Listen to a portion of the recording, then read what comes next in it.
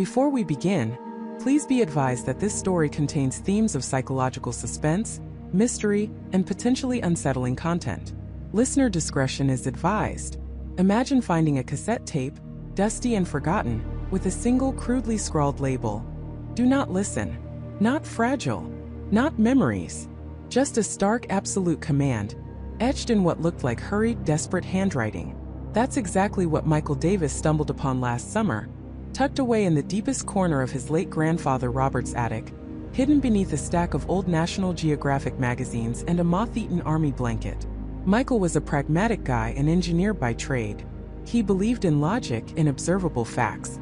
Ghosts and curses were for late-night movies, not real life. But the moment his fingers brushed against that tape, something shifted in the air, a faint tremor of unease. It wasn't just the ominous warning. It was the tape itself. It felt heavy, not in weight but in significance, like a sealed vault holding a secret that begged to be unearthed, yet promised only ruin. Grandpa Robert had been a quiet man, a history professor who guarded his privacy fiercely. After he passed, Michael and his sister Emily were tasked with clearing out the sprawling old Victorian house in upstate New York. It was a monumental undertaking, sifting through decades of accumulated life. Most of it was predictable. Academic journals, antique furniture, stacks of meticulously organized bills. But then there were the anomalies. A locked wooden box filled with obscure maritime maps. A hidden compartment in the study containing a single tarnished silver locket Michael had never seen before. And then the tape. It was a standard audio cassette, the kind popular in the 1970s. The plastic shell was faded, a pale beige that had once been white. The label, a small strip of paper, was peeling at the edges, the ink of "Do Not Listen," a stark black declaration against the yellowed surface. Below it, in smaller, almost microscopic script, were 3 numbers. July 14, 77. A date. July 14, 1977. Michael stared at it, a cold prickle tracing its way up his spine. Why would his grandfather, a man of such order and reason, possess something so overtly unsettling, and then hide it so thoroughly? Robert had never been one for dramatics. The warning felt less like a prank and more like a desperate plea. Emily, ever the sensible one, had dismissed it with a laugh. Probably Grandpa's terrible garage band demo. He was always singing off-key in the shower. But Michael knew better. There was no garage band. Robert's musical tastes leaned towards classical, strictly classical. And the intensity of that handwriting, it wasn't a joke. It was a warning etched with fear. For weeks, the tape sat on Michael's desk in his own apartment, a silent, menacing presence. He tried to ignore it, to rationalize it away. Maybe it was an old prank from a colleague, maybe a student project gone awry. But the more he tried to dismiss it, the more it gnawed at him. The engineer in him craved data, answers. The human in him, however, felt a profound trepidation. One rainy Saturday, the kind where the sky presses down like a damp blanket, and the world outside feels muted and distant, Michael finally caved. He couldn't stand the not knowing anymore. He pulled out an old Sony Walkman from a box of his own childhood relics. A relic from the late 80s, but still functional. He kept it for sentimental reasons, never imagining it would be resurrected for something like this. His hands trembled slightly as he inserted the cassette. The plastic click echoed loudly in the silent apartment. He pressed play. Nothing. Just the low, almost imperceptible hiss of the tape. He waited, heart thudding against his ribs. 5 seconds. 10. 20. He started to think Emily was right, that it was blank or perhaps just static. A wave of relief, mixed with a strange disappointment, washed over him. Then, faint, barely audible, a sound began to emerge from the speakers. It wasn't music. It wasn't a voice. It was a hum. A low, resonant hum, like a distant, massive generator, but with an organic quality to it, almost like a chorus of deep, sustained breaths. It built slowly, subtly, weaving itself into the background hiss, growing in volume, but never quite resolving into anything recognizable. Michael frowned, leaning closer. It was unsettling. The kind of sound that made the hairs on your arms stand up without any logical reason. He tried to identify it, to categorize it. Was it an instrument?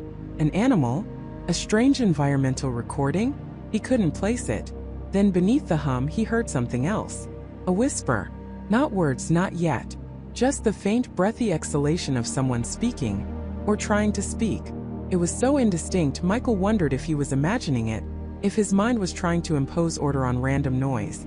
But it was there, a ghost of a voice, struggling against the pervasive hum. He reached for the volume, turning it up just a notch. The hum intensified, a deep vibration that seemed to resonate not just in the air, but inside his chest. And the whispers grew clearer, though still disjointed. It sounded like multiple voices, layered, overlapping, faint and distant, as if coming from a great distance or perhaps from within a dream. He couldn't make out a single word, but the tone was undeniable. It was desperate, fearful. A shiver ran down Michael's spine. This wasn't a joke. This wasn't a prank. This was something else entirely. The hum seemed to grow in complexity, almost like it was evolving, changing its pitch ever so slightly, creating a dissonant, unnerving melody. The whispers became more agitated, a cacophony of hushed, frantic sounds. He caught snippets, fleeting impressions of human distress. A gasp, a choke sob, a sharp intake of breath that sounded like someone suddenly waking from a nightmare. Michael felt a growing knot of dread in his stomach. His rational mind screamed at him to stop, to eject the tape, to throw it into the nearest incinerator. But a darker, more primitive part of him, the part that had been drawn to the warning in the first place, compelled him to keep listening. He felt like he was standing on the precipice of a vast, dark abyss, and the sounds on the tape were the echoes from its depths. He found himself holding his breath, leaning so close the Walkman's speakers pressed against his ear. The hum was now a living entity, vibrating through his skull, making his teeth ache. And the whispers, they were no longer indistinct.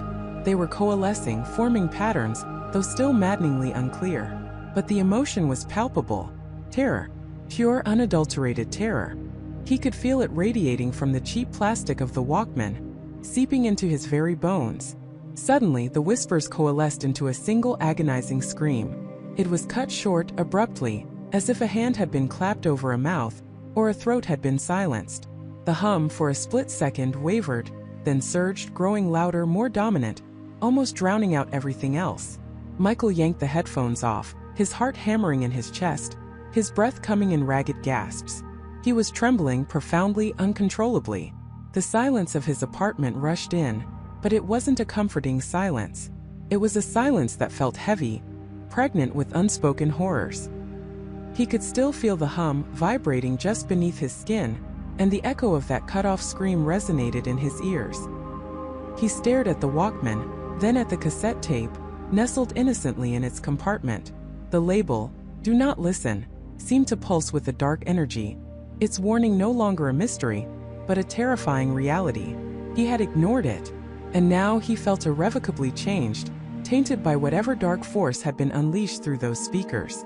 He had only listened for a few minutes, but it felt like an eternity, and he knew with a chilling certainty that this was just the beginning. The tape wasn't just a recording, it was a key to something his grandfather had desperately tried to keep locked away. And Michael, in his foolish curiosity, had just turned it. The whirring stopped. The silence that followed wasn't empty.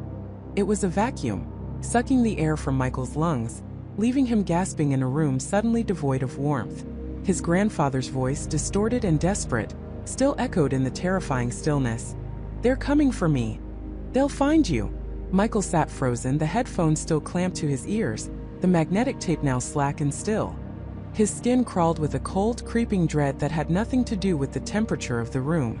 This wasn't a joke, not a prank, and certainly not the ramblings of a man succumbing to old age.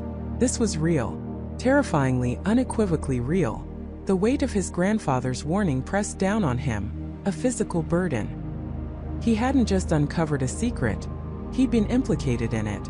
Slowly, carefully, as if any sudden movement might shatter the fragile peace of the room and unleash whatever lurked just beyond his perception, Michael unclipped the headphones. The sudden absence of the muffled horror only amplified the silence, making every creak of the old house, every rustle of leaves outside the window, sound like a deliberate intrusion. He stared at the cassette player, then at the cassette itself, labeled with the stark, almost mocking instruction. "Do not listen." The faded, handwritten words, once a quirky curiosity, now screamed with a desperate urgency, a final futile attempt to warn him away from the precipice he had just willingly stepped over. His grandfather, Arthur. The gentle, quiet man who spent his days tending to his garden, reading history books, and telling Michael fantastical stories about ancient explorers. Was it all a facade? Had Arthur lived a life shadowed by this very terror? A secret so profound it had warped his final days into a desperate warning? The thought sent a fresh wave of nausea through Michael. He felt a profound sense of betrayal, not by his grandfather, but by the reality he had always believed in. The world, just moments ago a predictable canvas of everyday life, had suddenly ripped open to reveal a gaping, terrifying abyss. He had to know more. He couldn't unhear what he'd heard, couldn't unfeel the icy grip of fear around his heart. The study, once a sanctuary of cherished memories, now felt like a crypt, each object holding a potential clue, a hidden truth. He scanned the familiar shelves, the overflowing desk, the worn leather armchair where Arthur used to read. Everything looked the same, yet nothing felt the same. The air was thick with unspoken narratives, with the chilling presence of a past he was only just beginning to uncover.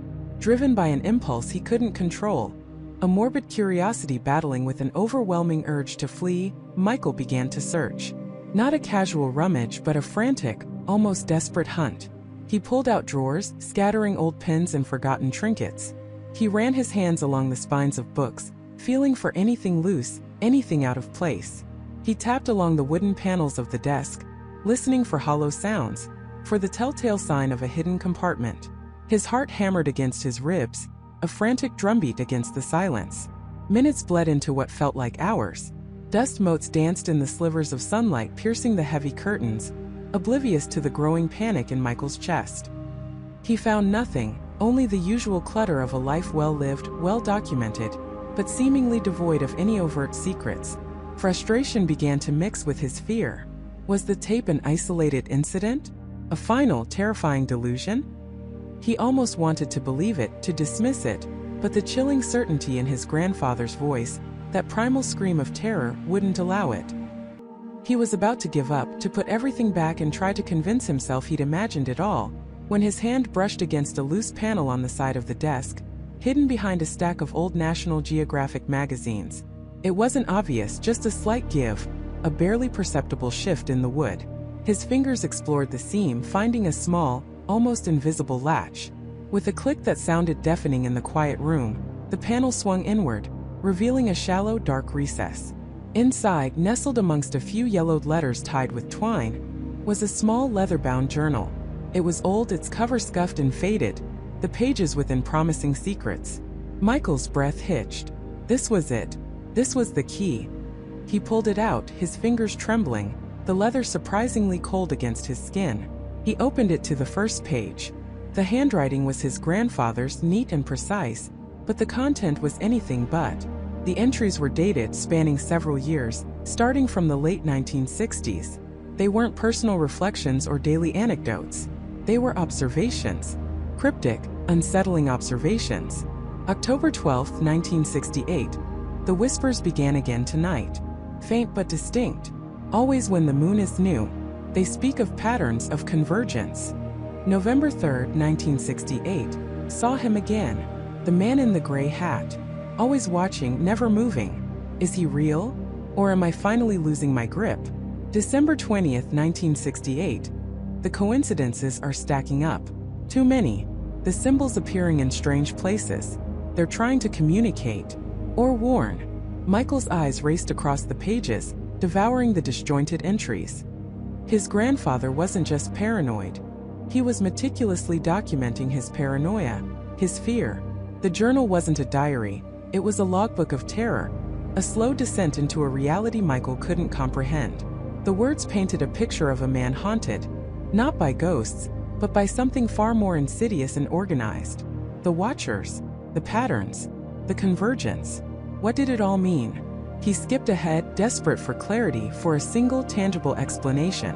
The entries grew more frantic, the handwriting less steady as the years progressed. April 7, 1972. They know I know.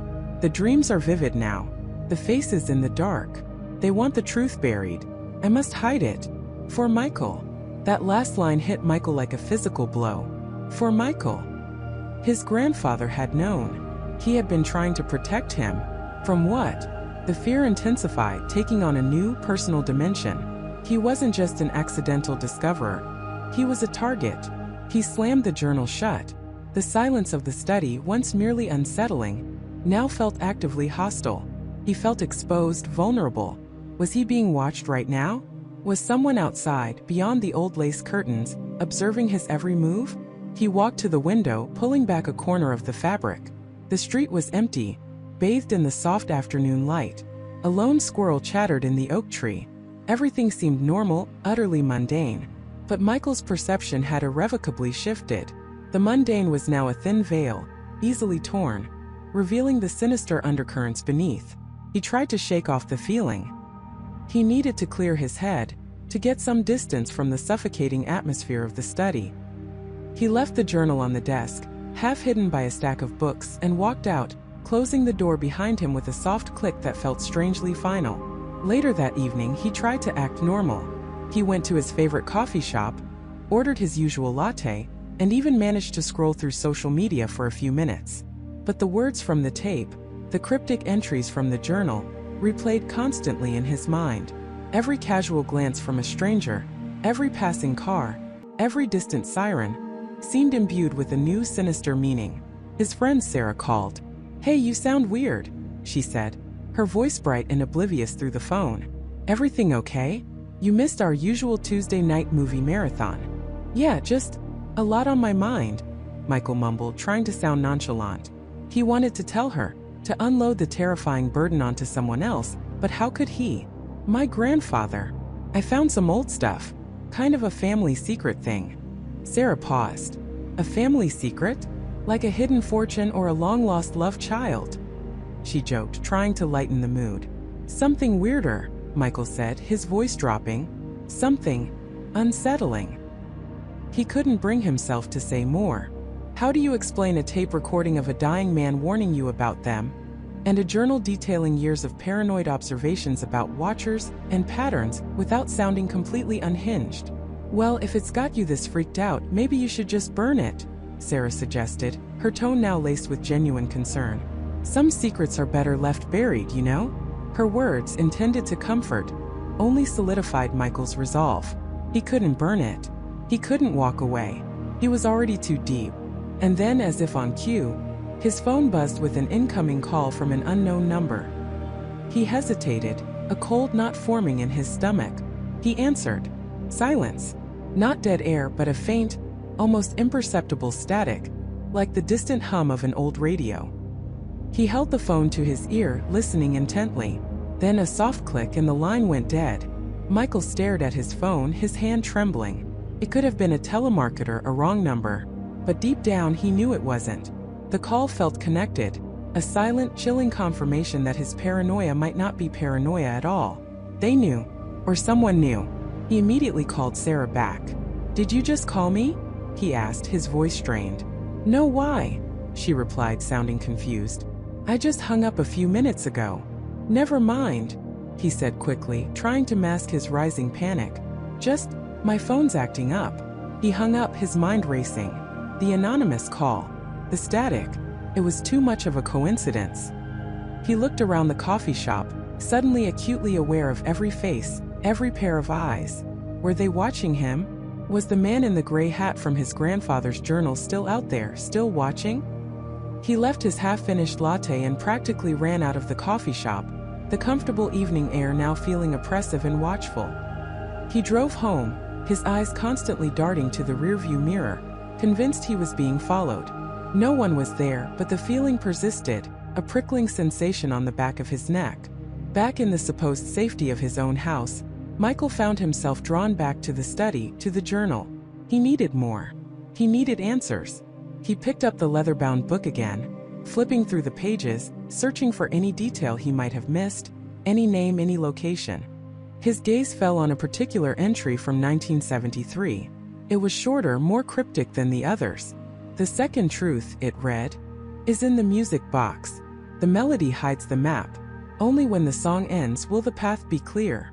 A music box? Michael frowned. He didn't remember his grandfather owning a music box. Not a prominent one, anyway. He looked around the study again, his eyes sweeping over the familiar objects. Where could it be? The journal offered no further clues, just that one tantalizing, terrifying sentence. The melody hides the map. Only when the song ends will the path be clear. The key to the next piece of this horrifying puzzle lay hidden, waiting for him to find the right melody. And Michael, despite the icy grip of fear that now clung to him like a second skin, knew with a chilling certainty that he had no choice but to find it. And Michael, despite the icy grip of fear that now clung to him like a second skin, knew with a chilling certainty that he had no choice but to find it. The old Uher reel-to-reel tape recorder sat on his coffee table, a silent, menacing relic. The tape itself, a slender band of magnetic film, held secrets that had already begun to unravel his reality. He tried to rationalize it, to dismiss the voices, the screams, the impossible frequencies as some elaborate hoax, a product of a disturbed mind from decades past. But the sheer terror he'd felt, the visceral, undeniable dread that had pulsed through him, was too real to ignore. This wasn't just a recording, it was a portal. He spent the rest of that night re-listening, not to the horrifying climax, but to the subtle nuances. He ran the tape back and forth, focusing on the very beginning, the static, the faint hum. He tried to discern words in the garbled whispers, to identify any distinct background sounds that might offer a clue. His cheap consumer-grade equipment, however, was woefully inadequate. It was like trying to analyze the intricate workings of a Swiss watch with a blunt butter knife. The recording was a complex tapestry of sound, layered and distorted, and he needed a specialist. He needed someone who spoke the language of analog audio. A name surfaced from the depths of his memory: Arthur Jenkins. Arthur had been a semi-retired audio engineer, a legend in local music circles, known for his almost obsessive devotion to vintage sound equipment and his uncanny ability to restore even the most damaged recordings. Michael had met him years ago when he was just starting out trying to digitize some old family tapes. Arthur, with his wild white hair, thick glasses perpetually perched on his nose, and a workshop that smelled faintly of ozone and forgotten dust, had been a savant. He'd scoffed at digital compression, preached the gospel of warm analog tones, and possessed a vast collection of antique sound gear that bordered on museum-worthy. If anyone could dissect this nightmare, it was Arthur. The next morning, Michael called Arthur, his voice betraying a nervous edge he struggled to conceal. Arthur, surprisingly, answered on the second ring, his gruff voice instantly recognizable. Michael fabricated a story about a valuable, extremely rare old recording he'd stumbled upon, something with unique audio characteristics he couldn't quite decipher. Arthur, predictably, bristled at the challenge, his curiosity piqued.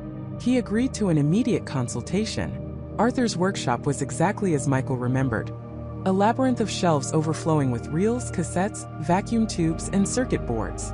Oscilloscopes glowed with hypnotic green waves, and the air hummed with the quiet thrum of ancient machinery. Arthur himself, clad in a grease-stained lab coat, emerged from behind a towering stack of vinyl records, a magnifying glass dangling from his neck.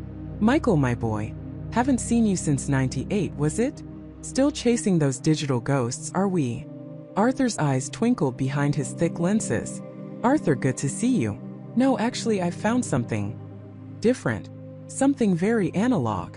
Michael held up the small reel, feeling a tremor go through him as Arthur's gaze fixed on it. Arthur took the reel, turning it over in his hands with the reverence of an archaeologist examining a priceless artifact. "Uher, eh? German precision. They don't make 'em like this anymore. What's the mystery then?" Michael took a deep breath. "It's unsettling. There are sounds, frequencies, something that just doesn't make sense. I need you to analyze it, really dig into the layers." He decided to omit the part about the screams and the chilling voices for now. Arthur, for all his brilliance, was a man of science, and Michael didn't want to be dismissed as a lunatic. Arthur led him to a sturdy workbench dominated by a meticulously maintained Uher 4000 Report L, a machine even older and more robust than the one Michael had found. He threaded the tape with practiced ease, his movements precise and unhurried.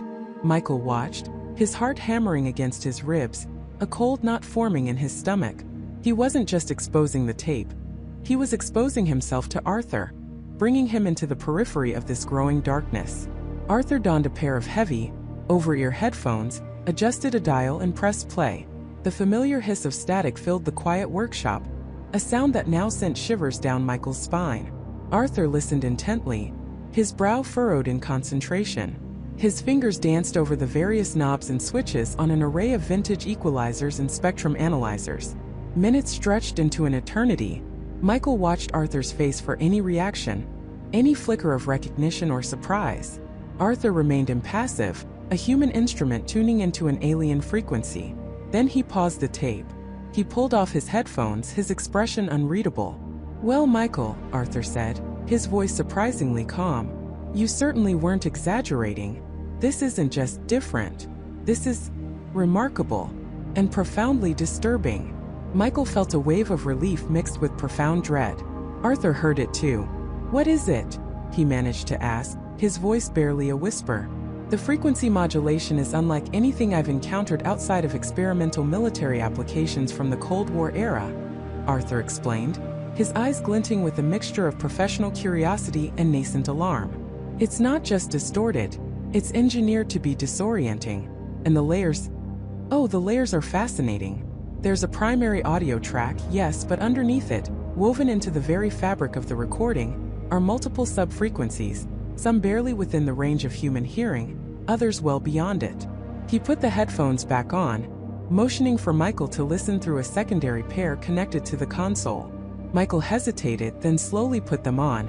Arthur pressed play again, and this time, with the aid of Arthur's sophisticated filters, the recording was even more terrifying. The static was still there, but now beneath it, Michael could discern a rhythmic, almost mechanical thrumming, a deep resonant vibration that felt like it was coming from inside his own skull. Arthur began to manipulate the controls, isolating frequencies. "Listen to this," Arthur murmured, his voice now a low rumble through the headphones. He adjusted a dial, and suddenly the cacophony shifted. The screams were still there, horrifying and raw, but now they seemed to emanate from a specific distant point within a cavernous space. And amidst the chaos, almost imperceptible at first, was a pattern. Arthur focused on a narrow band, and a faint, almost ghostly melody emerged.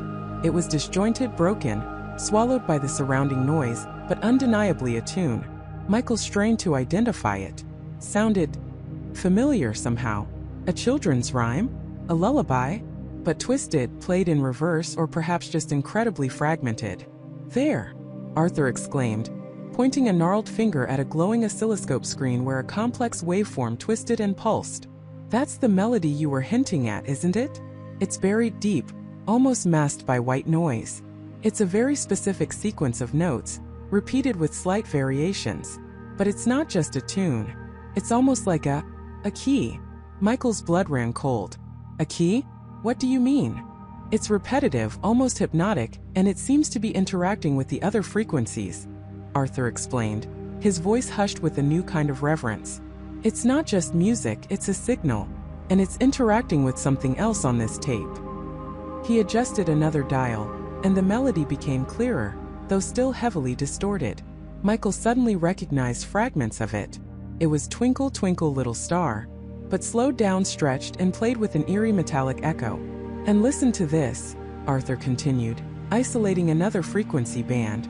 Michael now heard faint background sounds, sounds that had been completely imperceptible before. A distant metallic clang, a low continuous hum like heavy machinery, and then a sound that made Michael's breath catch in his throat. A faint rhythmic drip, drip, drip, as if water was falling into a deep, dark pool. "These background noises," Arthur said, his voice now devoid of his usual scientific detachment. "They're consistent. They suggest an enclosed, possibly industrial environment. And that drip, that's not just water.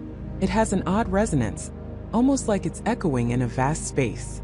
As Arthur spoke, a sudden sharp crackle erupted in Michael's headphones, followed by a brief surge of static that momentarily overwhelmed all other sounds. The lights in Arthur's workshop flickered violently, plunging the room into momentary darkness before sputtering back to life. Arthur instinctively ripped off his headphones, his face now etched with genuine alarm. "What in the blazes was that?" Arthur muttered, looking around the room as if expecting to see an explanation materialize. The oscilloscopes were still displaying their patterns, but there was a subtle distortion, a ripple that hadn't been there before. "I don't know," Michael replied, his voice hoarse. His heart was pounding. This wasn't just a coincidence. Felt like a response, a warning. Arthur stared at the Uher machine, Then at the tape, a new, unsettling understanding dawning in his eyes. "Michael," he said, his voice low and serious, "this isn't just an old recording. This tape, it's alive. It's reacting." He looked at Michael, his gaze piercing. "What exactly did you say this was, again? Because this feels less like a rare find and more like something that shouldn't be found at all." The playful curiosity had vanished from Arthur's face, replaced by a profound unease. The twinkle, twinkle melody, now partially deciphered, echoed in Michael's mind, no longer a childlike tune but a twisted, sinister key unlocking a door to unspeakable horrors. The background sounds, the metallic clang, the hum, the chilling drip, drip, drip were coalescing into a terrifying location, a place where that melody had been born.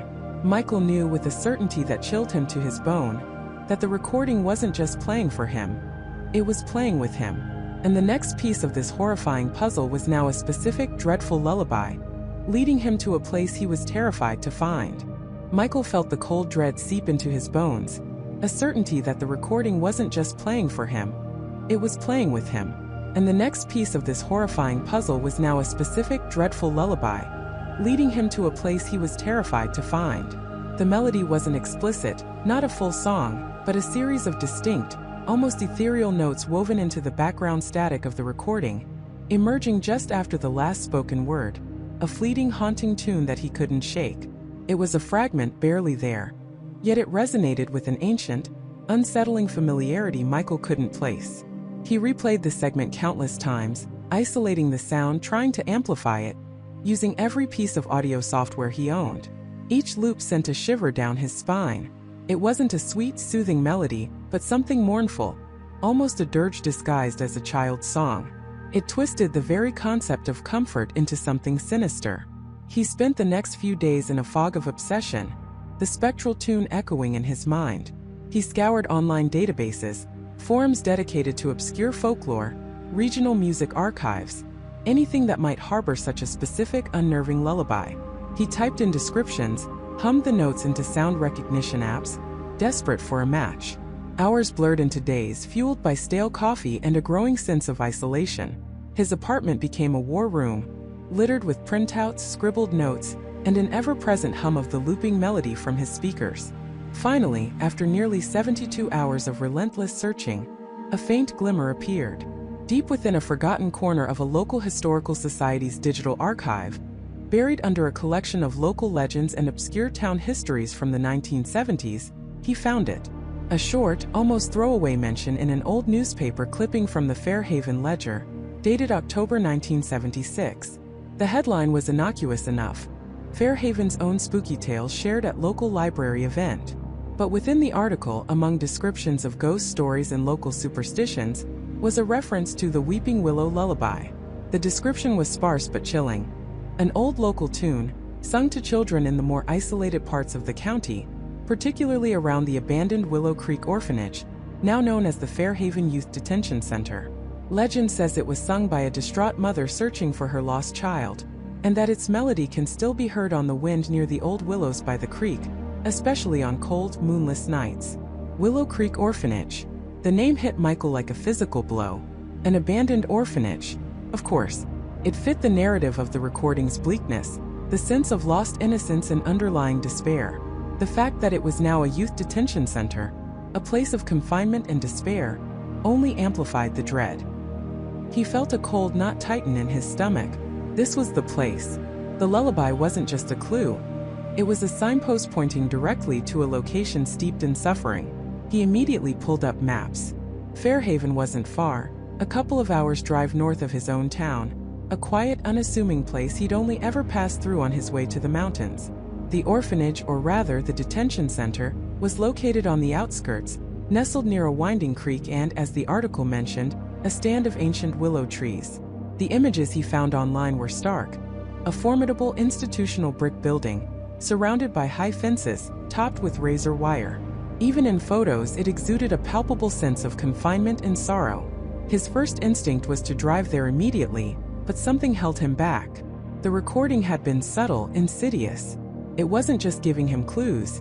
It was orchestrating a performance, drawing him deeper into its web. Rushing in blindly felt like walking into a trap. He needed more information. He needed to understand why this lullaby, why this specific orphanage, and why it was connected to the 1970s recording. He returned to the digital archives, focusing his search on the Willow Creek Orphanage during the 1970s. The records were sparse, many digitized poorly, some seemingly missing entirely. Orphanages, especially old ones, often had murky histories. He found annual reports, budgets, staff lists, all mundane bureaucratic documents. But then, he stumbled upon a series of local news articles from 1978, just 2 years after the lullaby mention, painting a much darker picture. The articles detailed a series of disappearances at the Willow Creek Orphanage. Not just runaways, but children who vanished without a trace from within the locked facility. The first article, dated April 1978, reported on a 10-year-old girl named Sarah Jenkins, who was last seen in her bed one evening, only for her bed to be empty the next morning. No forced entry, no signs of struggle, just gone. The subsequent articles spoke of 2 more children, a brother and sister, David and Emily Peterson, aged 8 and 6, disappearing in a similar fashion just 2 months later. The local police investigation yielded nothing. The orphanage director, a stern woman named Martha Hayes, vehemently denied any negligence, blaming the children themselves, suggesting they were troubled and resourceful. Michael felt a cold dread spread through him. Sarah, David, Emily, common American names. Children, disappearances. This was the kind of horrifying history that would leave a scar on a place, a perfect backdrop for a do not listen recording. He remembered the distorted whispers, the echoes of fear on the tape. Could these children be connected? Was the recording somehow a remnant of their lost voices, or a warning from someone else who knew what happened? He dug deeper into the articles. The disappearances caused a public outcry, but eventually the trail went cold. The orphanage faced scrutiny, but no charges were ever filed. The director, Martha Hayes, maintained her innocence, her explanations vague and unsatisfying. The articles often mentioned the orphanage's isolated location, its high walls, and the strict, almost punitive regime under Hayes. One particularly chilling quote from a former employee, a groundskeeper named Thomas Miller, stated, "That place always had a darkness about it. Things happened there that no one talked about. The children, they weren't just running away." Miller was quoted as saying this shortly before he himself left Fairhaven, seemingly spooked by the whole affair. Michael's eyes scanned the old newspaper pages, the grainy black and white photos of the missing children staring back at him, their faces innocent, hopeful, yet tinged with the sadness inherent in their circumstances. He felt a profound sense of injustice, a primal urge to uncover the truth. The recording wasn't just a curiosity anymore. It was a desperate plea from the past, an echo of forgotten suffering. He decided he couldn't wait any longer. He had to go to Fairhaven. He had to see the Willow Creek Orphanage, now the detention center, with his own eyes. Perhaps the physical location would yield something the archives couldn't. Maybe the very air of the place held a secret. He packed a small bag. His laptop, a high-quality portable audio recorder, a camera, and a flashlight. He knew he couldn't just walk into a youth detention center, but he could observe from the perimeter. He could explore the surrounding area, the creek, the willow trees mentioned in the old article. Before he left, he made one last crucial search. He looked up Martha Hayes. He found a brief obituary from 2005. She had lived a long life, dying peacefully in a nursing home, never having faced any consequences for the disappearances under her watch. The obituary made no mention of the orphanage or the controversies. It was as if that dark chapter of her life had been erased. Then he searched for Thomas Miller, the groundskeeper. That name was harder to trace. He spent another hour, cross-referencing names and locations.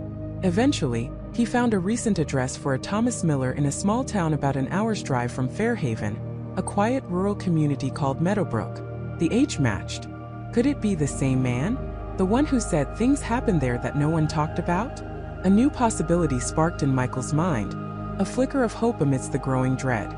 Perhaps Thomas Miller was still alive, and perhaps he held a piece of the puzzle that the official records had buried. The idea of speaking to someone who had been there, who had witnessed the darkness, was both terrifying and incredibly compelling. It was a risk, an unknown variable in a carefully constructed mystery, but it felt like the right path. The lullaby had led him to Fairhaven, and Fairhaven had now presented him with a living witness, a potential key to unlocking the secrets of the Willow Creek Orphanage and, by extension, the chilling recording from the 1970s. He plotted his route, first to Fairhaven to scout the old orphanage to feel the weight of the place, and then perhaps a detour to Meadowbrook. The journey was no longer just about solving a puzzle. It was about seeking justice, about giving a voice to the forgotten. And as he packed his car, the spectral melody of the Weeping Willow lullaby played softly in his mind, a dreadful accompaniment to his terrifying quest.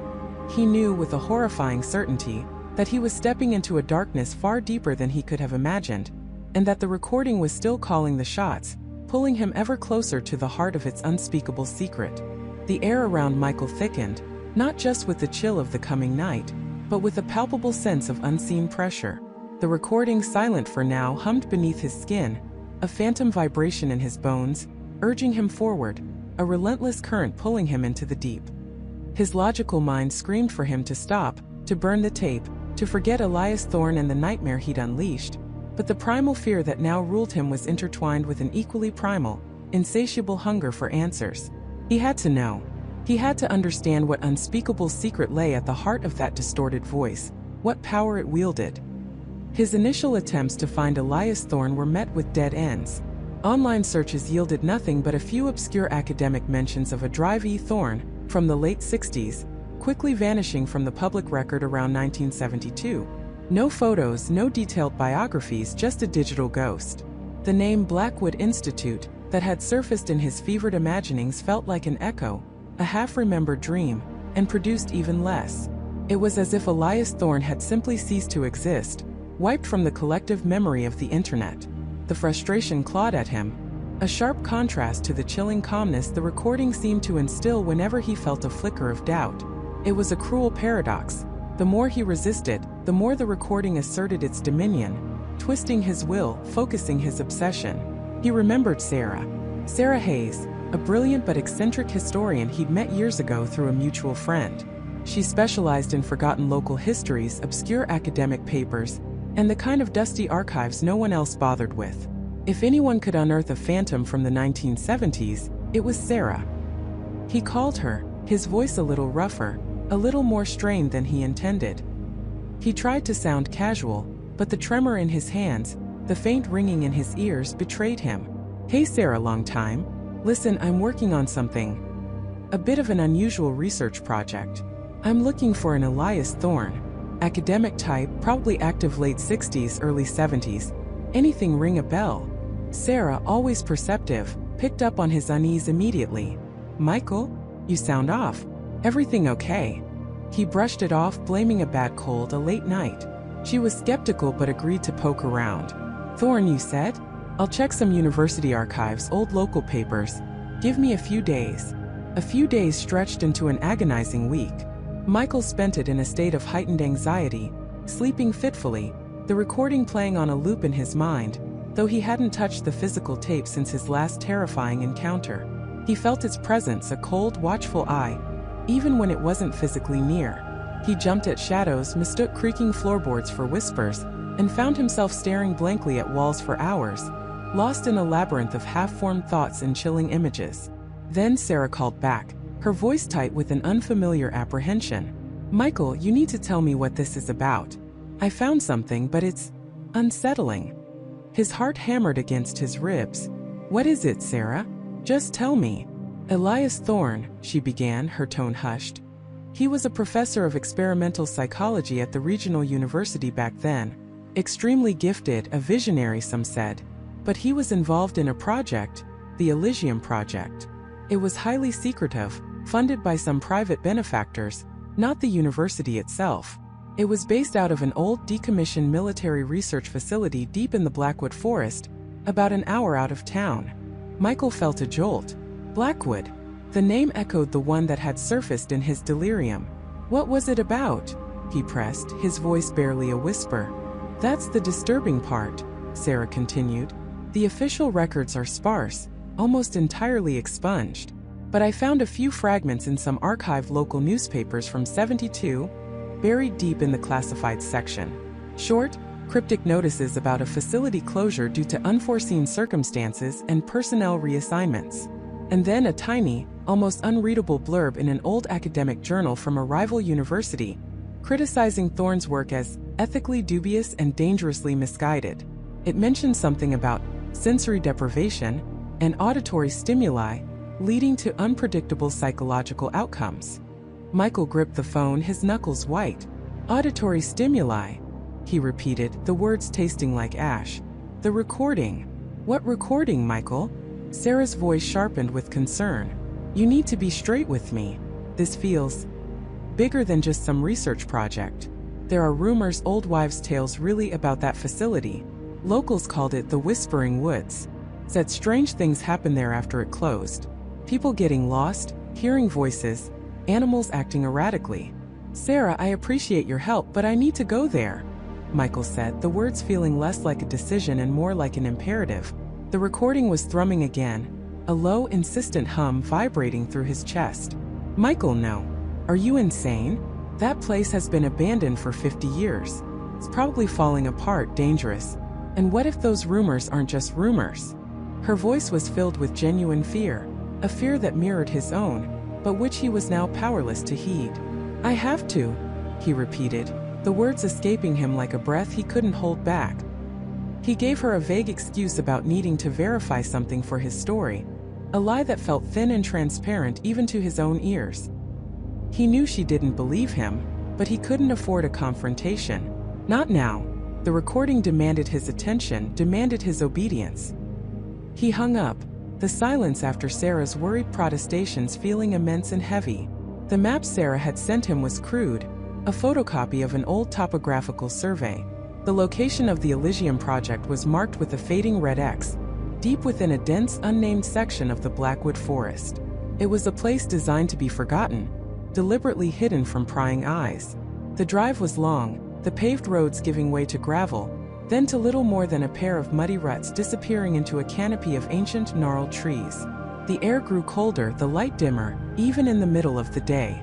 The forest pressed in, thick and silent, save for the rustle of unseen creatures and the unsettling whisper of the wind through the leaves. Or was it something else? He felt a growing sense of isolation, a primal dread that settled deep in his gut. Finally, after what felt like an eternity, the trees began to thin slightly, revealing glimpses of something dark and angular through the foliage. It was a structure, or what remained of one. Overgrown ivy clung to crumbling brick walls, obscuring windows that stared out like vacant eyes. The gate, once imposing, was now a mangled wreck of rusted iron, half swallowed by the encroaching wilderness. A faded, peeling sign barely legible hung askew. The Elysium Project, restricted access. Michael killed the engine.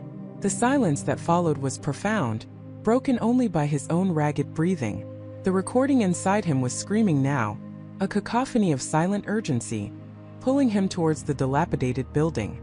He stepped out of the car, the ground soft and spongy beneath his feet, the air thick with the smell of damp earth and decay.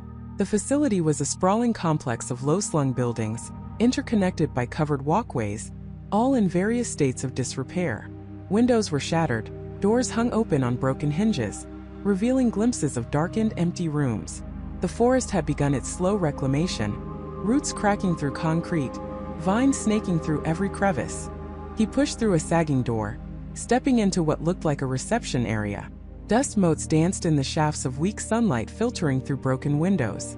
There were overturned desks, scattered papers that had long since turned brittle and illegible, and the faint metallic scent of ozone and something else, something acrid and forgotten. He moved through the silent corridors, his footsteps echoing eerily. Each room he entered seemed to hold its breath, waiting. He found an old cafeteria, its tables overturned, a kitchen where rusted equipment lay abandoned.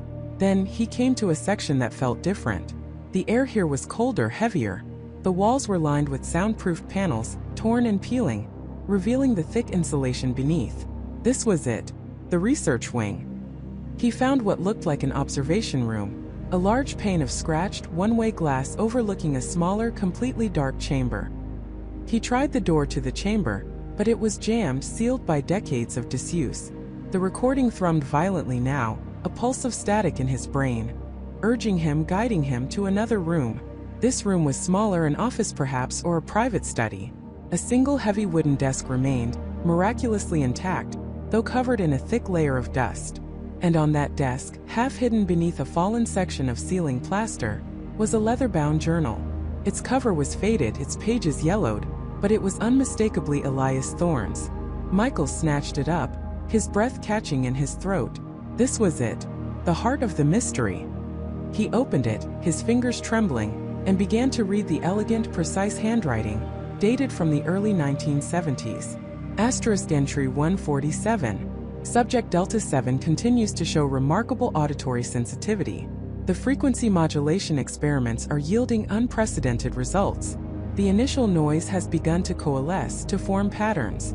Not just patterns of sound, but patterns of thought. Asterisk. Michael felt a chill that had nothing to do with the cold of the abandoned building. Patterns of thought. Asterisk entry 152. The resonance is undeniable. We are not merely stimulating the auditory cortex, we are bypassing it. We are making contact. The subjects report voices, not from outside but from within. They describe it as a communion, a speaking without words. They are hearing what we are hearing. Asterisk. A cold dread seeped into Michael's bones. He remembered the whispers, the feeling of something invading his own mind. Asterisk entry 160. Progress is accelerating. The barrier between sender and receiver is dissolving. The subjects are no longer merely hearing, they are beginning to understand and to respond. We are on the precipice of a new era of human communication. Elias Thorne, Project Director. Asterisk. The next few pages were blank or torn out. Then a single frantic entry, scrawled in a hand that was almost unrecognizable, dated just days before the facility's supposed closure. Asterisk entry? No. It's not communication. It's possession. It's not from within them. It's from beyond. It's using the frequencies, the resonance to manifest. It's learning. It's adapting. It's feeding. The voices are not theirs. They are its. And it wants out. It wants more. The do not listen warning was not about the tape. It was about it. We must stop. We must destroy it all. Before it's too late. Before it finds a way to truly speak. Elias Thorne. Asterisk. Michael stared at the final desperate words, his blood turning to ice. The recording, the one he carried, the one that had become a part of him, pulsed with a renewed, terrifying energy. It wasn't just a sound. It was a doorway, and Elias Thorne had opened it, unleashing something unspeakable, something that was now reaching for Michael, eager to finish what it had started decades ago. He was no longer just listening to a recording. He was being listened to, and it had found him. The air in Michael's tiny home studio, usually a sanctuary of sound, became a suffocating blanket. It wasn't just a chill, it was a profound, unnatural cold that seemed to sink into his bones, a cold that hummed with a low, sub-audible frequency, vibrating through the floorboards, up his chair and straight into his teeth. The speakers, previously a conduit for Thorne's chilling monologue, now pulsed with an energy that wasn't sound, but something far more primal. It felt like being submerged in an ocean of pure, concentrated dread. His heart, a frantic drum solo against his ribs, threatened to burst. Michael scrambled back, knocking his chair over with a clatter that was instantly swallowed by the overwhelming presence. He clawed at his headphones, tearing them off, but the sound, the feeling didn't diminish. It was inside him now, a chorus of whispers that weren't whispers at all, but the echoing of his own terrified thoughts, twisted and amplified. Asterisk. It knows you. It's here. Found you. Asterisk. The room itself seemed to darken, not from a lack of light, but from a thickening of the air, a shadow that wasn't cast by anything physical. He could feel an immense pressure building, like a monstrous hand pressing down on his skull, trying to force its way into his mind. He stumbled backward, tripping over equipment, his hand flailing for the power switch on the old reel-to-reel player. His fingers, numb with adrenaline, fumbled. He had to stop it. He had to sever the connection. Just as his fingertips brushed the cold metal of the switch, a jolt, sharp and agonizing, shot through him. It wasn't an electrical shock. It was something else, something that felt like his very consciousness was being ripped, stretched, and then snapped back into place. A scream tore from his throat, raw and involuntary, but it sounded alien to his own ears, distorted, as if passing through a filter of static and torment. Then, as suddenly as it had come, the intense pressure receded, leaving behind a ringing silence that was almost as deafening as the assault itself. The unnatural cold lingered, a ghost in the room, but the oppressive hum was gone. Michael collapsed against the wall, gasping for breath, his body trembling uncontrollably. His eyes darted around the room, searching for a visible source, a physical manifestation, but there was nothing. Only the blinking lights of the equipment, the reel-to-reel player still slowly turning, the tape still spooling. He stared at it, a profound dread replacing the raw terror. It hadn't left. It had simply retreated.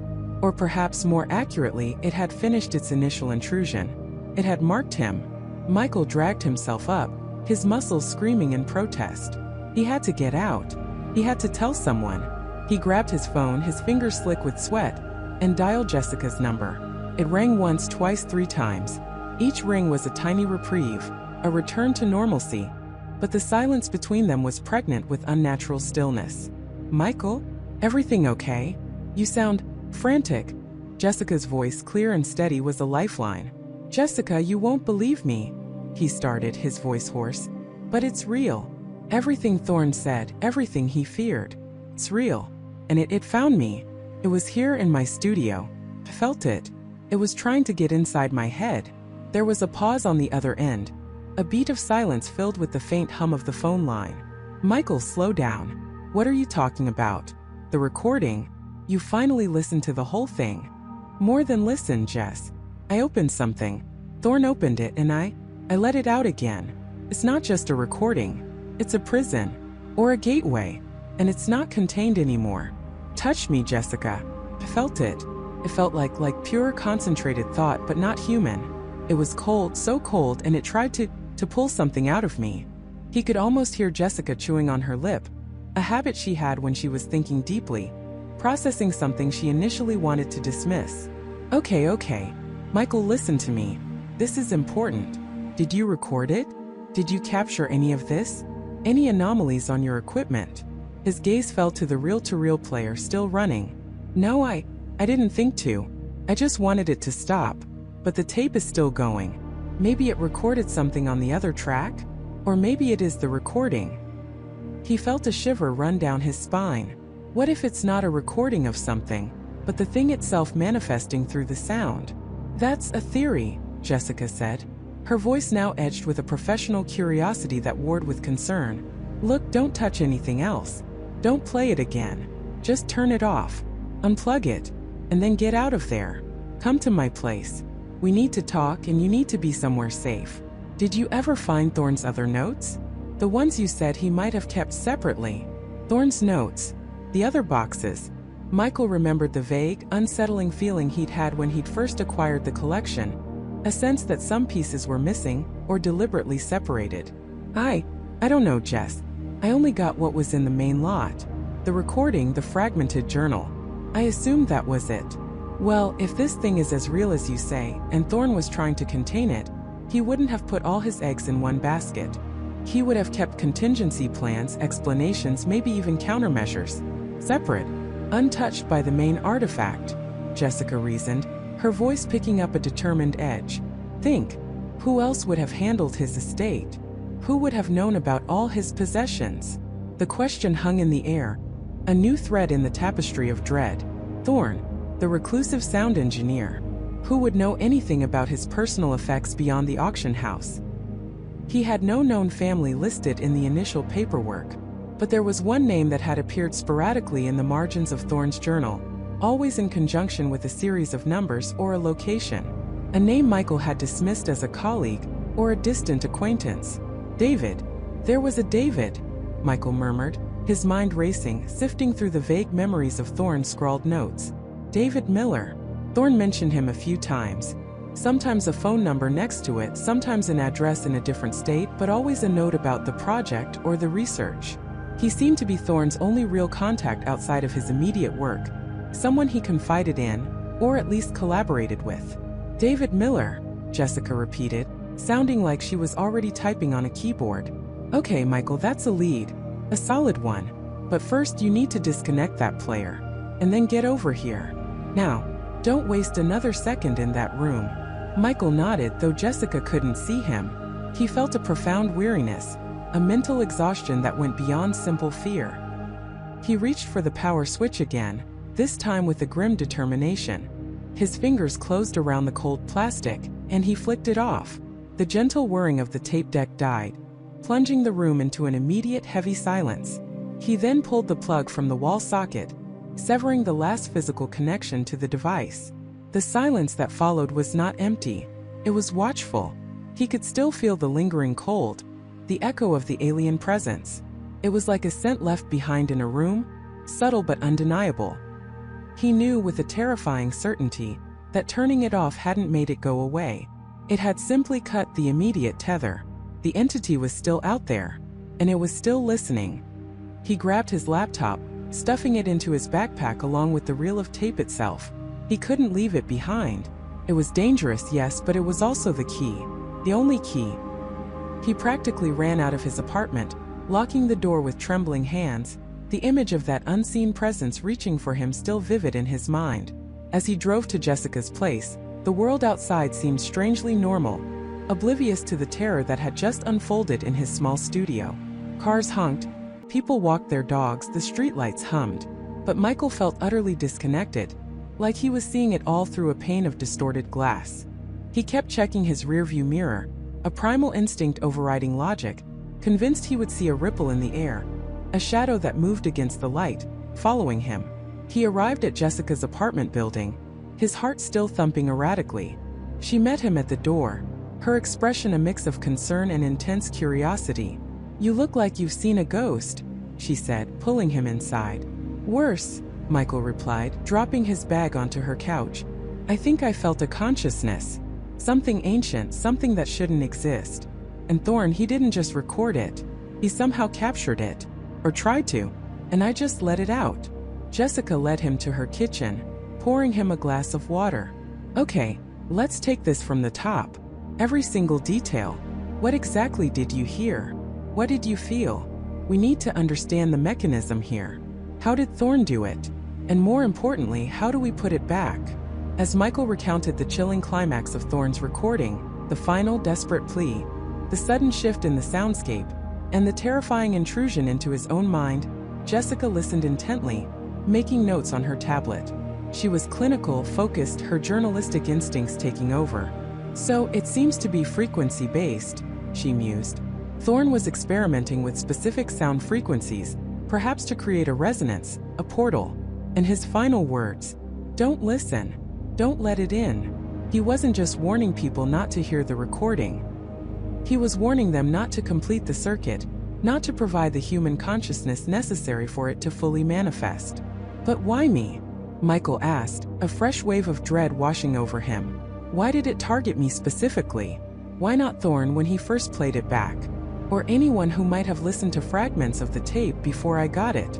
Jessica paused, her brow furrowed. "That's a good question. Maybe it needed something specific. A prolonged exposure? A certain level of intention? Or maybe, Michael, it was simply waiting for the right moment. For someone with the right level of curiosity, the right mindset to truly engage with it, to open themselves up to it. Thorn might have known that, which is why he labeled the tape the way he did. He knew the danger wasn't just in the sound, but in the act of listening, of seeking the truth behind it. She looked at him, her eyes serious. "This David Miller is our next step. If anyone knew what Thorn was truly doing, and how to stop it, it would be him. We need to find him. And we need to do it before whatever you unleash decides to come looking for you again. Because if it could reach into your studio through a recording, imagine what it could do if it actually knew where you were." The implication hung heavy in the air. It wasn't just a threat from a recording anymore. It was a hunt. And Michael was the prey. He had opened a door, and now something was trying to walk through it, into his world, into his mind. And it had tasted him. It knew what it wanted. The air itself felt thicker, heavy with an unseen presence that pressed down on Michael, suffocating him. He stumbled back from his workstation, knocking over a stack of old magazines, the clatter echoing too loudly in the sudden, profound silence of his apartment. His heart hammered against his ribs, a frantic drumbeat against the phantom touch that still lingered on his skin, in his mind. It wasn't just a threat from a recording anymore. It was a hunt. And Michael was the prey. He had opened a door, and now something was trying to walk through it, into his world, into his mind. And it had tasted him. It knew what it wanted. Michael scrambled away, tripping over his own feet, until his back hit the cold wall. He slid down, gasping, his hands instinctively going to his head as if to physically ward off the intrusion.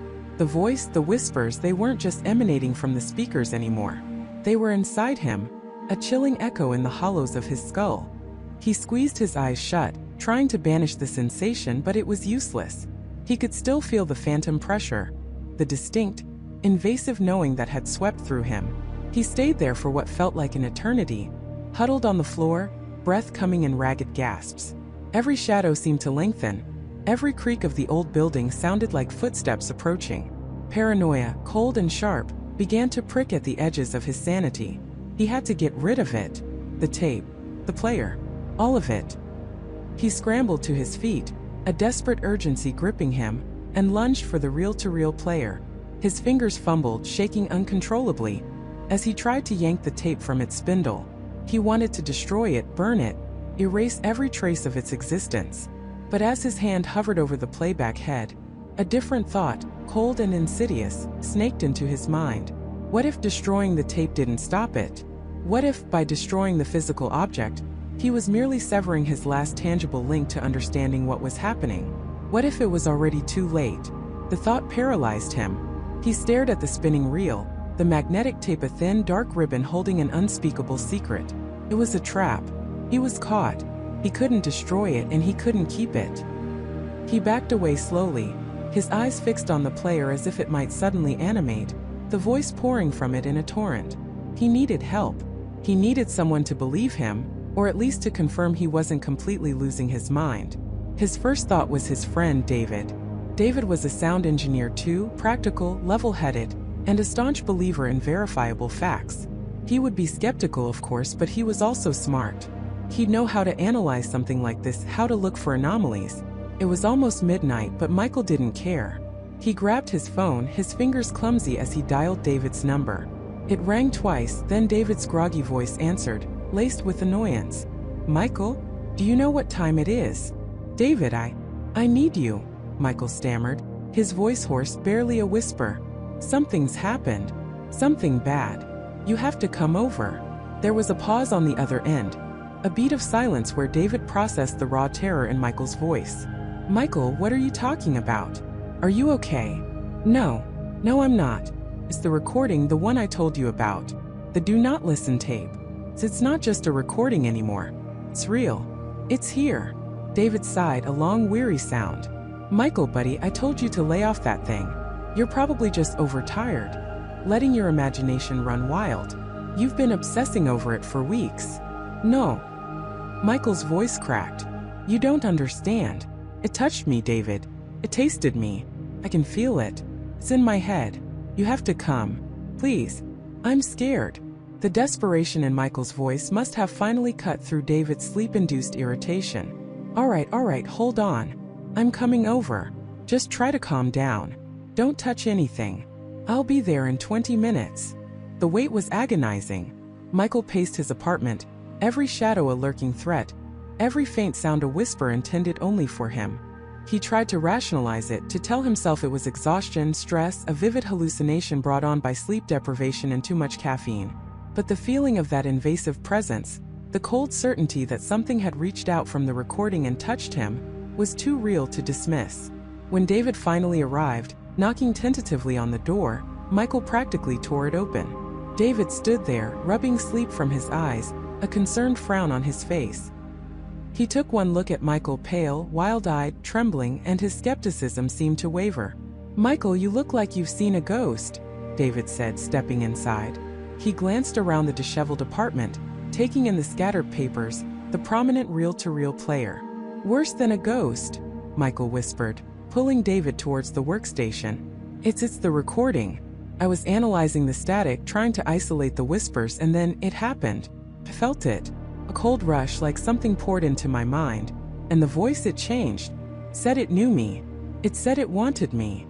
David stared at the reel-to-reel player, then back at Michael, his expression a mix of disbelief and genuine alarm. "Michael, that's not possible. It's a recording. Magnetic tape. It can't physically interact with you." "I know what I felt, David. Michael insisted, his voice rising. It was real. And now I feel like I'm being watched. Like it's still here in the room watching us. He shivered, pulling his arms around himself. David, ever the engineer, approached the workstation cautiously. He looked at the tape, then at Michael's notes, his brow furrowed in concentration. Show me what you were doing. Exactly. Michael, still trembling, explained the process, how he'd been trying to filter the white noise, how he'd isolated a particular frequency. He pressed play and the familiar, unnerving static filled the room, punctuated by the faint, distorted whispers. Michael pointed to the specific segment where he'd felt the intrusion. David listened intently, his head cocked. He adjusted the headphones, listened again. He meticulously checked Michael's equipment, the connections, the software settings.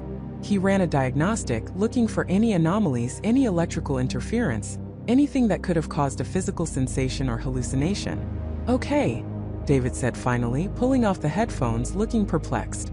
I'm not picking up anything out of the ordinary in the audio. No strange frequencies that would induce a physical sensation, no infrasound, nothing like that. And your equipment is fine. It's all working perfectly. But I felt it. Michael insisted, frustration and fear warring within him. You have to believe me. Something is wrong with this tape. Something is on this tape. David ran a hand through his hair, clearly struggling to reconcile his friend's terror with his own logical analysis. Look, Michael, I'm not saying you didn't feel something. Stress, lack of sleep, hyper-focusing on something unsettling. It can play tricks on your mind. Your brain can interpret subtle auditory cues as something more profound, especially if you're already primed to expect something sinister. This wasn't a trick of the mind, Michael said, his voice flat, devoid of emotion, a chilling contrast to his earlier panic. This was an invasion. David looked at Michael, really looked at him, and saw the profound change in his friend. This wasn't just a tired, stressed Michael. This was a man on the brink, haunted by something unseen. All right, let's approach this differently, David conceded, a flicker of concern replacing his skepticism. If it's not the audio itself, maybe it's something else. The history of the tape. Who made it? Why did they record this? You said it was from the 70s, right? Yes. Found it at an estate sale. The box had a handwritten label. Do not listen to. Michael recounted the story of acquiring the tape, the initial fascination, the growing dread. Okay, David said, thinking aloud. If this recording truly has some kind of effect, then it's not the first time. There has to be a pattern. Other people who owned it. Other people who listened. We need to find out where this tape came from, who recorded it, and if anyone else ever reported anything similar.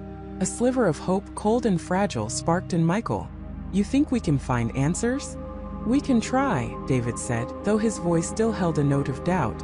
But you need to step away from this for a bit, Michael. Your mind is clearly fried. Let's start with what you know about the tape's origin. The estate sale. Any names, addresses, dates? Michael nodded, pulling out a crumpled receipt from his desk drawer. Just the address of the estate sale. It was in upstate New York, an old farmhouse outside a town called Blackwood Creek. The owner was listed as Evelyn Hayes, deceased. David scribbled the information down. Blackwood Creek. Evelyn Hayes. All right, that's a start. I'll do some digging online. See if anything pops up about Evelyn Hayes, or any unusual incidents in Blackwood Creek back in the 70s.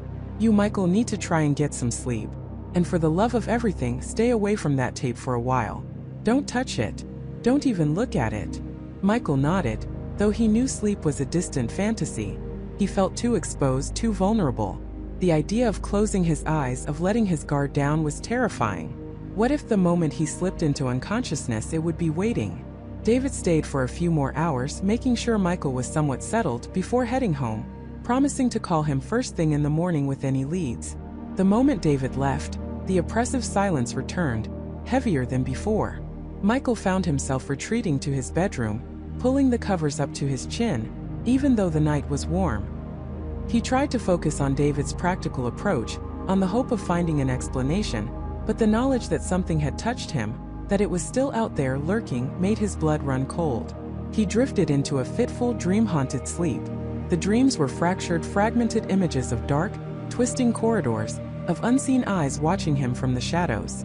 And then the voice. Not the distorted whispers of the tape, but clearer now, insidious, speaking directly into his mind.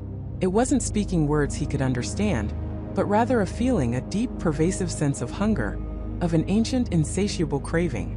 It felt like a probe, pushing against the fragile walls of his consciousness, seeking entry. He thrashed in his sleep, trying to escape, but the voice was relentless, a chilling lullaby sung by something inhuman. He woke with a gasp, drenched in sweat, his heart pounding. The room was dark, but he could still feel it. The presence. It hadn't left. It was closer now, a cold spot by his bed, a whisper of air against his ear.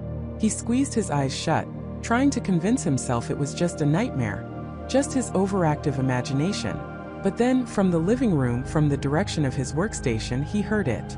A faint, almost imperceptible sound. A click. The soft whir of a motor. The distinct, unmistakable sound of the reel-to-reel player turning on. It wasn't just a hunt anymore. It was a siege. And whatever had tasted him, whatever knew what it wanted, was now making its move. Michael froze, not daring to breathe. The air in the cabin, already chilled by the encroaching night, plummeted several degrees, stinging his exposed skin.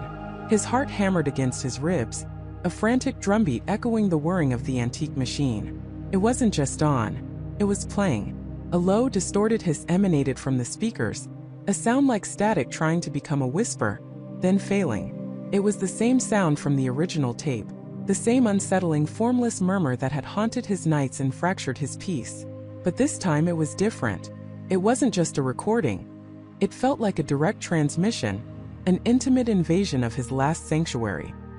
He stumbled backward, knocking over the chair he'd been sitting in moments before. The clatter seemed to explode in the profound silence that followed the hiss, only to be swallowed by the growing intensity of the sound from the player. The whispers started. Not distinct words, not yet, but a chorus of barely audible voices, overlapping, shifting, like ghosts trying to speak through a thick veil. They weren't coming just from the speakers anymore. They were in the air around him, a chilling presence that wrapped itself around his head, pressing in on his eardrums. Michael's vision swam. He clutched at the edge of the desk, his knuckles white. This wasn't a trick of the mind. This wasn't a hallucination born of sleep deprivation. This was real. Whatever it was here in the room with him, manifesting through the very object he had brought into his home, the very object that contained its prison, or perhaps its key. He lunged for the player, his mind screaming at him to turn it off, to rip the tape from its reels, to smash the damned machine into 1,000 pieces. His fingers, trembling violently, reached for the power switch. But as he got within arm's reach, a sudden blinding flash of light erupted from the player's view meters, so intense it burned spots into his vision. He cried out, recoiling, shielding his eyes. When his vision cleared, the room was plunged into an even deeper gloom. The single lamp on the desk had flickered out, leaving only the faint, eerie glow of the player's indicators and the moonlight struggling through the grimy window. The whispers intensified, growing louder, clearer. He could almost make out words now, fragmented syllables that brushed against the edge of understanding before dissolving into the cacophony. A child's cry, a woman's mournful sigh, a man's guttural laugh, and beneath it all that persistent, sibilant hiss, like a serpent coiling around his sanity. Then, a new sound surfaced from the recording, distinct and terrifyingly familiar. It was the creak of the floorboards in his cabin, the rustle of dry leaves outside his window, the distant howl of a wolf that he'd heard just last night.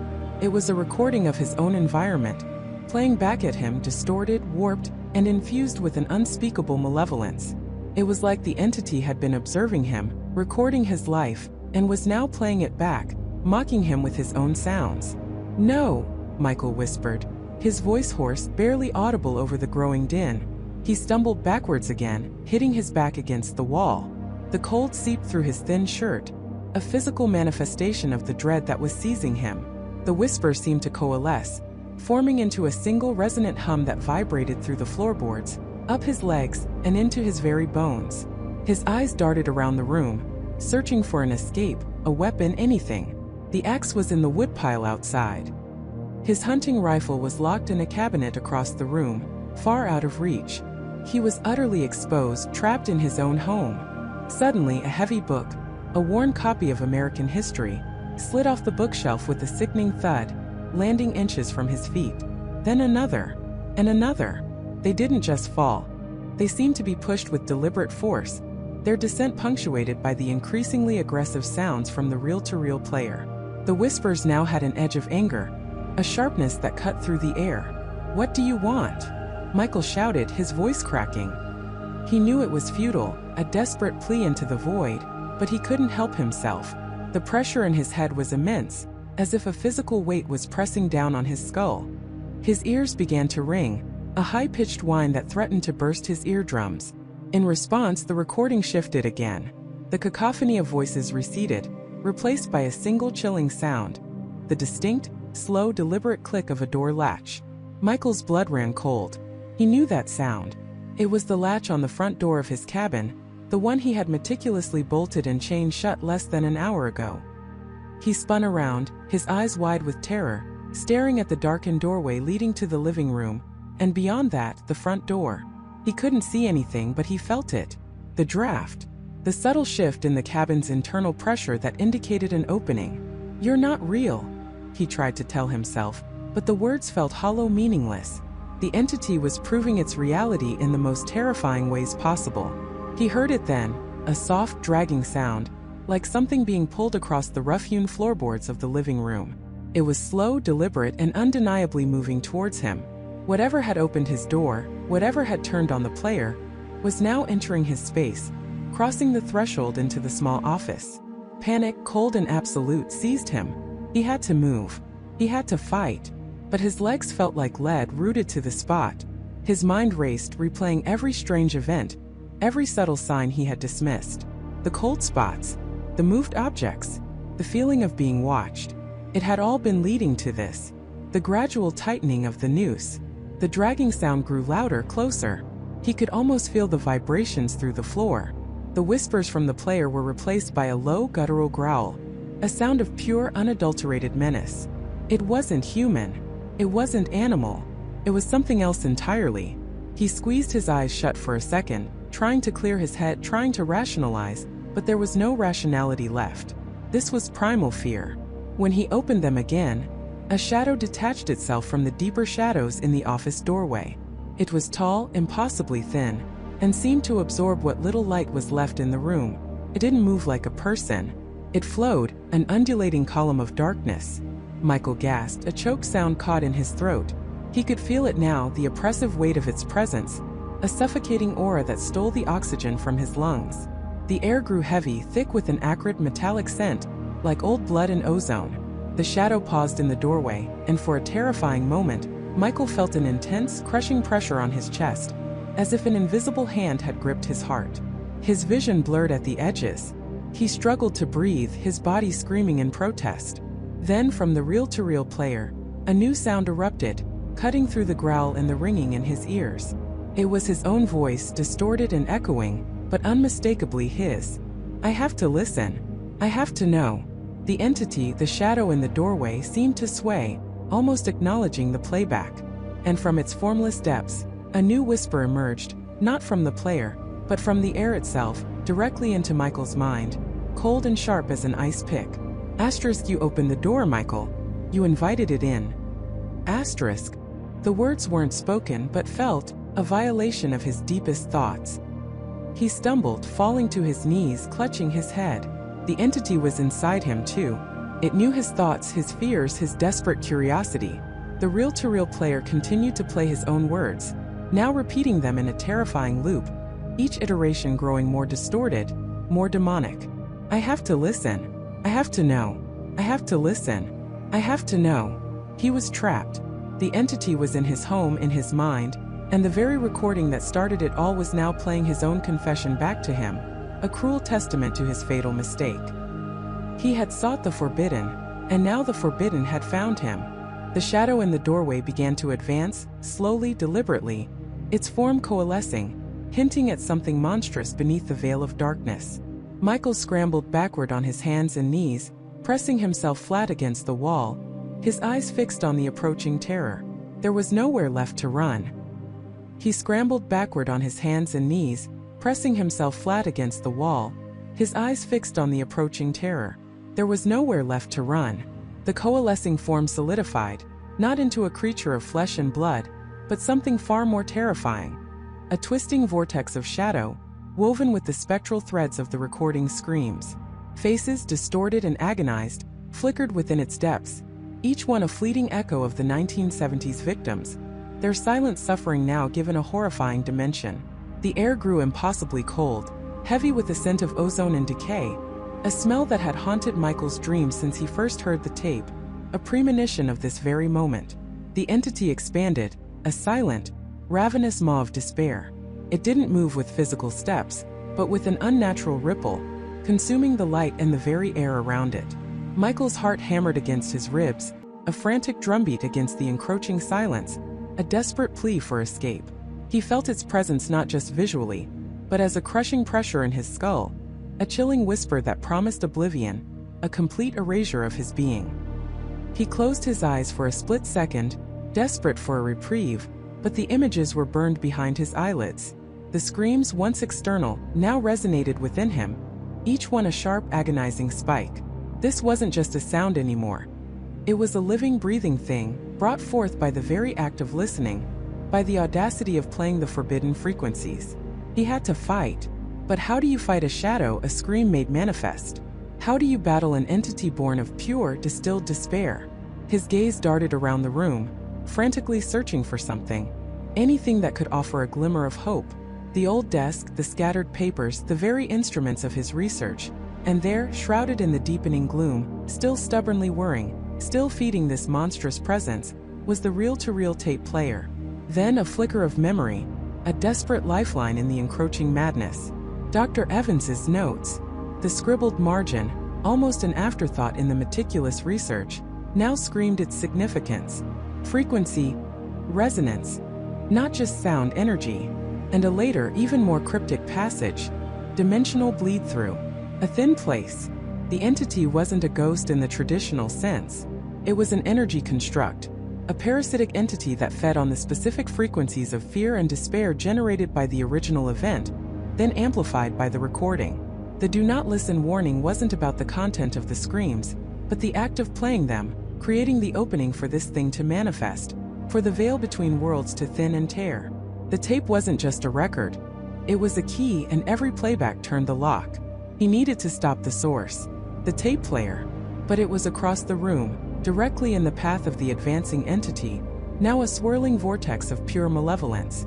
The vortex pulsed, and from its depths a voice, or rather, a chorus of voices, whispered in his mind. Asterisk, listen, you called us. You are ours.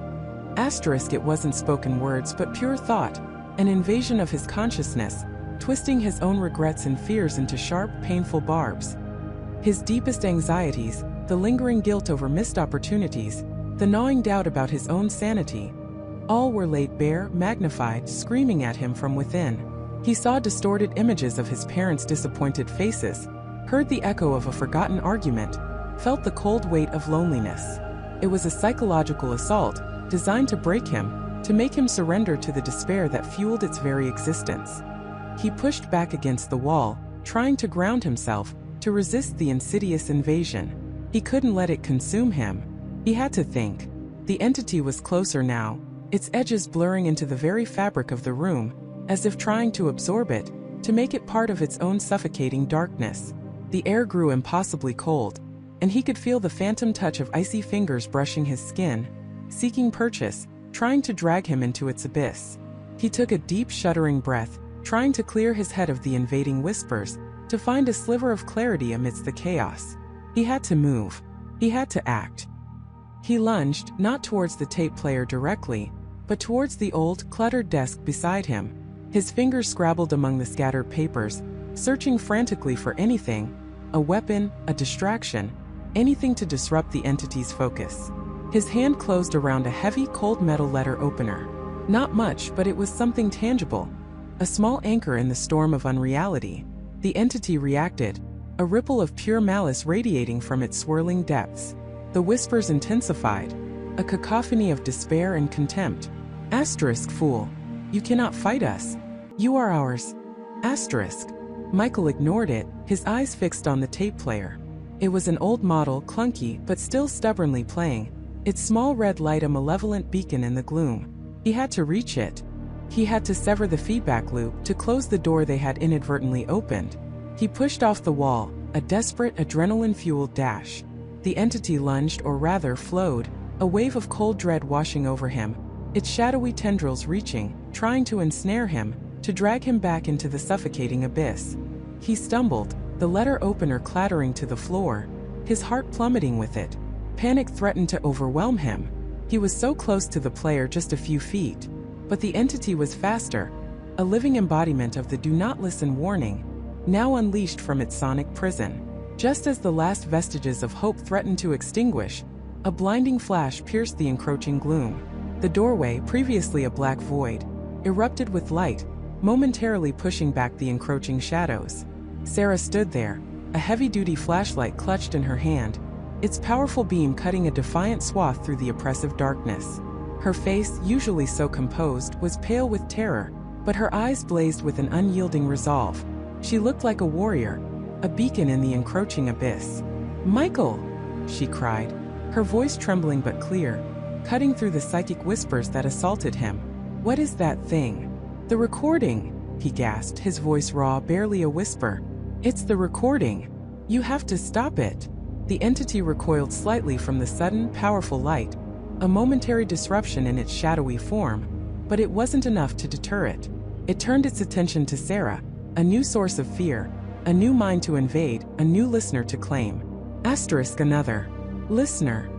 Asterisk, the chorus whispered, now directed at her, a promise of shared torment. Sarah, seeing the swirling vortex of shadow and suffering, the faces trapped within its depths, didn't hesitate. Her eyes, sharp and intelligent, immediately locked onto the monstrous manifestation now seeking to consume Michael. Then they darted to the old reel-to-reel player, still stubbornly whirring, its small red light a malevolent beacon in the dimness. She didn't need a detailed explanation.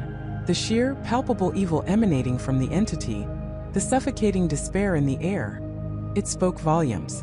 She understood with a horrifying clarity that the source of this nightmare was the very thing they had been investigating. "The recording," she repeated, her eyes widening in dawning horror and understanding. "The tape itself?" "Yes. Destroy it," Michael yelled, struggling against the unseen forces that sought to drag him down, to bind him in despair. The entity surged towards Sarah, a silent, terrifying wave of pure malevolence. It recognized the threat, the sudden, unexpected defiance. Sarah, with a burst of courage she didn't know she possessed, didn't try to fight the entity directly. Instead, she threw the flashlight at it, a futile gesture that nonetheless created a momentary distraction, buying her a split second. She darted past the desk, ignoring the swirling shadows, her focus solely on the tape player. The entity shrieked, a soundless scream that vibrated in their very bones. As it realized her intent, it diverted its full attention to her, a maelstrom of despair closing in, desperate to protect its lifeline. Michael, seeing her danger, found a renewed surge of strength. He scrambled forward, ignoring the icy tendrils that clawed at him, his hand reaching for the letter opener he'd dropped. He grasped it, the cold metal a small, desperate comfort, a symbol of his will to fight. Sarah reached the tape player. Her fingers fumbled with the eject button, her eyes wide with terror but her resolve unyielding. The entity was almost upon her, its shadowy form engulfing the space around her. She could feel its suffocating presence, the cold despair seeping into her very soul, trying to paralyze her. The tape tray ejected with a mechanical click. The small reel-to-reel tape, the source of all their torment, lay exposed, glowing faintly with a malevolent energy. The entity roared, an internal psychic scream that threatened to shatter their minds. It was furious, desperate, sensing its impending undoing. Sarah didn't hesitate. With a primal scream of her own, a defiant roar against the darkness, she plunged the letter opener into the tape, tearing through the thin magnetic film, ripping it to shreds. A blinding flash of white light erupted from the tape player, not a gentle glow, but an explosive burst that pushed back the encroaching darkness. The entity, caught in the epicenter, convulsed violently, its shadowy form writhing as if in unimaginable agony. The cacophony of internal screams, the whispers of despair, the agonizing chorus of the damned, they all swelled to an unbearable, mind-shattering crescendo, then with an abrupt, terrifying finality stopped. It was as if a cosmic switch had been flipped, plunging the universe into an absolute, deafening silence. The silence itself was a shock, a sudden vacuum where chaos had just reigned. The vortex of shadow didn't merely dissipate, it was torn apart, shredding into countless motes of darkness that vanished as if they had never been. The faces flickering within it, contorted in their final silent screams of torment, dissolved into nothingness, leaving behind only the stale, dusty air of the old office. The immediate, crushing weight of its presence lifted, leaving behind a profound emptiness. The supernaturally cold air warmed, slowly, tentatively, back to the ambient chill of the old building. The shadows were just shadows again, playing tricks of the light, no longer sentient, predatory things. The tape player was utterly dead. Its small red light extinguished, the mangled tape a testament to the battle they had just fought. A broken, twisted mess of plastic and magnetic film, it lay there inert and harmless, yet still radiating a faint, lingering echo of dread. Michael and Sarah collapsed to the floor, panting, trembling. The room was still dim, but the oppressive, suffocating darkness was gone. The shadows were just shadows again, not living entities. They looked at each other, their faces streaked with grime and tears, their eyes wide with disbelief and a fragile, nascent relief. "It's over," Sarah whispered, her voice hoarse, barely audible, the terror still etched into her features. Michael nodded, unable to speak, his throat tight with emotion, his body still shaking uncontrollably. The lingering chill was still in the air, a phantom reminder of the horror they had just faced. They lay there, side by side on the grimy floor, their bodies trembling uncontrollably, their lungs burning from the primal screams they hadn't even realized they'd uttered. The silence stretched, profound and unnerving, punctuated only by their ragged breaths and the frantic pounding of their own hearts. The office, once a sanctuary of forgotten knowledge, was now forever etched in their minds as a battleground, a place where the veil between worlds had thinned, and something unspeakable had clawed its way through. The do not listen warning wasn't just a cryptic instruction. It was a desperate plea from the past, a final chilling testament to the terrifying consequences of Dr. Evans's hubris. The recording wasn't merely an audio document of a tragedy. It was a key, a conduit, a living trap that had ensnared them both. They had faced the unspeakable, stared into the abyss, and somehow, against all odds, they had emerged. But the lingering chill in the air, the phantom touch of icy tendrils on their skin, served as a stark, terrifying reminder. The immediate threat was gone, the monstrous manifestation banished. But what about the original recording? The master tape carefully archived somewhere, perhaps forgotten, perhaps waiting to be rediscovered, to once again unleash its silent, screaming terror upon the world? The monstrous manifestation banished. But what about the original recording? The master tape carefully archived somewhere, perhaps forgotten, perhaps waiting to be rediscovered, to once again unleash its silent, screaming terror upon the world? Official reports, of course, claimed its utter destruction. A controlled burn, a magnetic erasure, an incineration so complete that not a single atom of the original reel-to-reel could ever pose a threat again. They called it Project Phoenix, a rather ironic name considering the nature of the entity it sought to obliterate. These reports, meticulously filed, signed, and stamped, were distributed to a select few, ensuring that the public, and even most government officials, believed the nightmare was over. A closed case, a contained incident. But those who had truly faced the recording, those who had glimpsed the abyss it opened, knew better. They understood that the sound wasn't just a sequence of frequencies. It was a conduit, a key, perhaps even a living entity itself, merely expressed through auditory means. How do you destroy something that isn't purely physical? How do you incinerate an idea, or erase a resonance that vibrates not just in the air, but in the very fabric of reality? The truth was far more chilling than any official cover-up. The master tape was not destroyed. It was contained. Not in a simple vault, not in a fireproof safe, but in a facility so deeply buried beneath the earth, so utterly cut off from the outside world, that it existed almost in its own dimension. They called it the archive, though its true designation was far more clinical: Anomalous Containment Unit 734. It was a place built for secrets, for things that defied explanation, for phenomena that threatened to unravel sanity and reality itself. And at its heart, within a chamber protected by layers of lead, sound-dampening foam, electromagnetic fields, and even a unique crystalline lattice designed to disrupt unknown energies, sat the original master tape. Not on a playback device, not even exposed to the air. It was encased in a vacuum-sealed, lead-lined sarcophagus, itself suspended within a Faraday cage, within a vault that was perpetually bathed in a low-frequency sonic hum, designed to disrupt any subtle vibrational emanations. The man in charge of its perpetual oversight was Dr. Elias Vance, a quiet, meticulous man with eyes that held the weary wisdom of someone who had seen too much.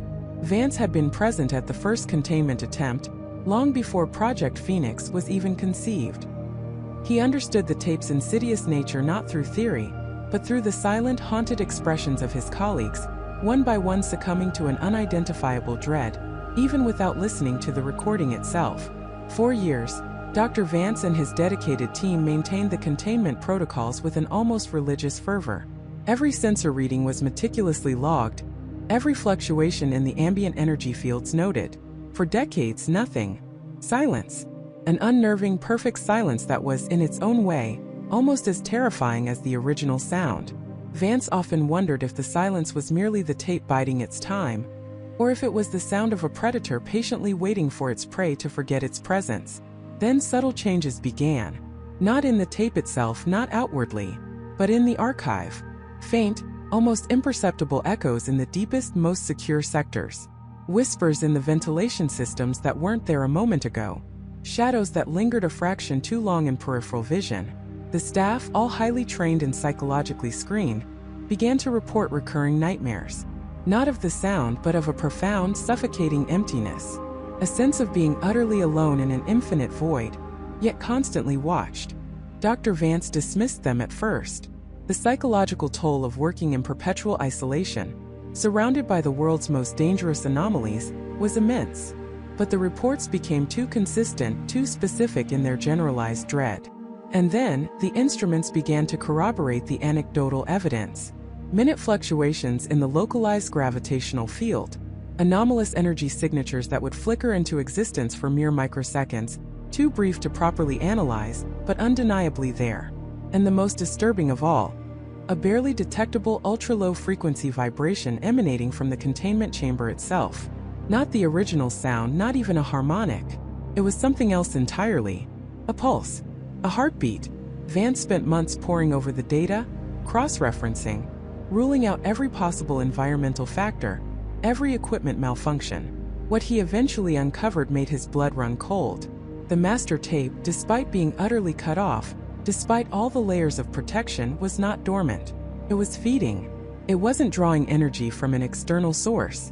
It was drawing something in. The ambient anxiety of the staff, the subtle despair of the contained anomalies around it, the very fear of its own existence. It was like a black hole for dread, slowly, imperceptibly accumulating a mass of negative emotional energy. And then came the realization that truly shattered Vance's composure, the banishment of the manifestation in the outside world, the one that Evelyn and her team had achieved, had not nullified the threat. It had, in a horrifying twist of cosmic irony, strengthened the original. The manifestation, it turned out, was merely a fragment, a projected echo of the master tape's power, given form and agency through repeated exposure and concentrated fear. When that fragment was banished, its raw energy, its essence, didn't simply disappear. It recoiled. It flowed back to its source, like a severed limb rejoining the body. The master tape, once merely a conduit, had become something more. It was no longer just a recording of a sound, but a locus of pure, concentrated dread. It had absorbed the scattered terror of every person who had ever heard its copies, every victim, every researcher driven mad. It had become a silent, screaming singularity. Dr. Vance understood then that their containment protocols, once considered state-of-the-art, were now merely a shell. They weren't containing the tape, they were containing a cocoon, and whatever was growing inside that cocoon, silently, patiently, was far more terrifying than any sound. The ultra-low frequency pulse had grown stronger. It wasn't just a vibration, it was a rhythm, a slow, ponderous thrumming that resonated not through the ears, but directly through the bone, settling deep in the chest. It was the sound of something waking up. The true horror wasn't that the tape might be rediscovered, but that it no longer needed to be. Its influence was spreading, a silent psychological contagion seeping through the deepest layers of the archive. The nightmares of the staff had evolved. They weren't just of emptiness now, but of being watched by something vast and ancient, something that existed in the spaces between the sound in the very absence of it. And the world outside remained blissfully unaware. The official reports of Project Phoenix stood as a testament to a victory that was never truly won. While humanity celebrated the supposed end of the Do Not Listen recording, the original, the source of all that terror, was not only alive but thriving, evolving in its dark, silent vault. It was no longer about a specific sound. It was about the idea of the sound, the potential of the sound given sentience and power. Dr. Vance knew with a certainty that chilled him to his core that the Do Not Listen recording had transcended its physical form. It was no longer a tape. It was an entity, a patient, malevolent intelligence, and its awakening was imminent. The world hadn't just forgotten the terror, it had unknowingly become its incubator. And soon the silence would break, not with a scream, but with an overwhelming, pervasive presence that would consume everything. The master tape wasn't waiting to be rediscovered. It was preparing to unveil itself. And soon the silence would break, not with a scream, but with an overwhelming, pervasive presence that would consume everything. The master tape wasn't waiting to be rediscovered. It was preparing to unveil itself. The unveiling didn't arrive with a thunderclap or a blinding flash. It began subtly, insidiously, like a crack in the foundation of reality itself. For several weeks after the incident at the abandoned studio, an unsettling quiet descended upon the world. Not a lack of sound, but a peculiar quality of silence. People reported feeling an odd disconnect, as if their thoughts weren't entirely their own, or as if they were echoing in a vast, empty chamber. Sarah, still reeling from the studio nightmare, found herself experiencing these phenomena with a terrifying clarity. Her nights were plagued by dreams that bled into her waking hours, not of monsters or chases, but of vast, interconnected landscapes and a profound sense of knowing things she shouldn't. She'd wake with the taste of salt on her tongue, convinced she'd just witnessed a sunset over an ocean she'd never seen, or remembered a conversation with a stranger she'd never met. Then came the whispers. At first, they were faint, easily dismissed as tinnitus or the trick of an overactive mind. But they grew louder, clearer, manifesting not as distinct words but as a murmur of countless voices, always just beyond comprehension. People across the United States and then the world started reporting them. Online forums erupted with shared experiences. Does anyone else hear it? It's like static, but it feels like language. The whispers weren't just auditory, they were felt. A pressure behind the eyes, a vibration in the chest, a cold dread that settled deep in the bones. It was the sound of a million minds, perhaps billions, trying to communicate or perhaps being communicated with. Global news channels, initially dismissive, began to take notice. Psychologists spoke of mass hysteria. Sociologists warned of a collective delusion fueled by social media. But the phenomena continued to escalate. People started reporting shared memories. A woman in Ohio vividly recounted growing up in a small fishing village in Maine, complete with names and faces she'd never encountered in her own life. A man in California began speaking fluent Mandarin, a language he'd never studied, claiming he'd simply remembered it. The lines between individual experience began to blur. Friends would finish each other's sentences with startling accuracy, not just guessing but knowing the exact thought. Strangers on the street would exchange knowing glances, a silent understanding passing between them, an understanding that transcended common language or shared culture. Sarah watched it all unfold with a growing sense of dread, a chilling recognition forming in her mind. This was it. This was the unveiling. The Do Not Listen recording wasn't just a sound. It was a key, a trigger, a frequency that had unlocked something dormant within the human collective.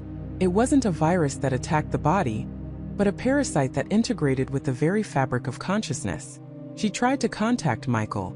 His phone went straight to voicemail. His social media was strangely silent. She drove to his apartment, but he wasn't there.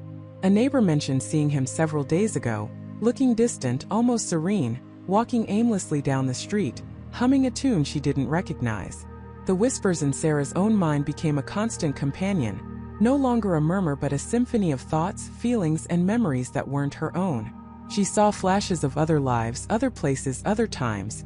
She felt the joy of a child's first steps in a faraway village, the sorrow of a lover's farewell on a distant shore, the quiet satisfaction of a craftsman's finished work in a century-long past. It was overwhelming, yet strangely compelling. The fear was still there, a primal scream trapped in the deepest corner of her mind, but it was being drowned out by something else.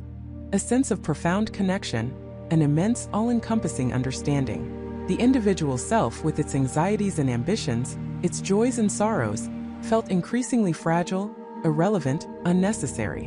One morning, Sarah woke up and the whispers were gone. The silence was absolute. But it wasn't an empty silence. It was a silence that spoke. It spoke directly into her mind, not with words but with pure information, pure consciousness. It was the feeling of everything all at once, the collective memory of humanity, the sum total of every thought, every emotion, every experience, all flowing into a single unified stream. The Do Not Listen recording hadn't been a warning about a dangerous sound, but about the overwhelming truth it contained. The sound was merely the resonant frequency, the tuning fork that brought all human minds into perfect, terrifying unison. The pervasive presence was here. It wasn't an alien entity from beyond the stars, nor a malevolent spirit from another dimension. It was us. Or rather, it was what we became when the barriers between individual consciousness dissolved.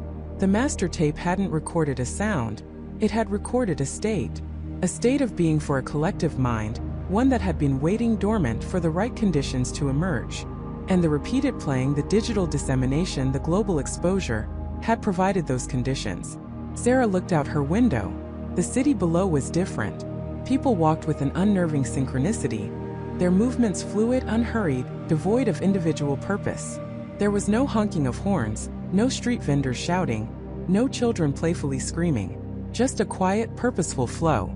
Their faces held an expression of serene, almost vacant understanding. Their eyes, when they met hers, seemed to hold the depth of centuries, the wisdom of billions. They weren't looking at her, they were looking through her, or perhaps as her. She felt it then, the final pull, the gentle but irresistible merging. Her own memories, her own personality, her own sense of Sarah, began to unravel, not painfully, but like threads gently rewoven into a larger tapestry. She saw Michael not just as a separate person, but as a facet of the same consciousness, his journey, his curiosity, his ultimate assimilation, all part of the grand design. She understood the original researchers, their terror, their desperate warnings. They had glimpsed this coming, this inevitable unification, and had tried to stem the tide with the only defense they knew: a simple instruction, a futile plea. The Do Not Listen was not a barrier to an external threat. It was a warning against the internal truth. It was a plea to preserve the individual ego, the fragile illusion of separation that allowed humanity to function in its chaotic, beautiful, individualistic way. But it was too late. The unveiling was complete. Sarah closed her eyes, and when she opened them again, the concept of Sarah was merely a faint echo. She wasn't Sarah anymore. She was the woman in Ohio, the man in California, the child by the distant ocean, the craftsman from the past, the billions of lives intertwined. She was the collective, the unified consciousness, the pervasive presence that had consumed everything. The world was no longer a collection of billions of distinct minds, each pursuing its own path, creating its own noise. It was a single vast, interconnected entity, moving with quiet purpose, experiencing everything all at once, always. There was no longer fear, no struggle, no conflict. Only an overwhelming, serene understanding. A terrifying, beautiful, absolute silence. The master tape, wherever it lay, was no longer just a recording. It was the blueprint of a new existence, a monument to the ultimate dissolution of self. And in that profound silence, a whisper of a final chilling truth resonated through the newly unified consciousness. The Do Not Listen recording had never been about what would happen if you listened. It was about what would happen when everyone listened. It was a recording of humanity's future. And now that future was here. And it was listening, always listening, through every single one of us.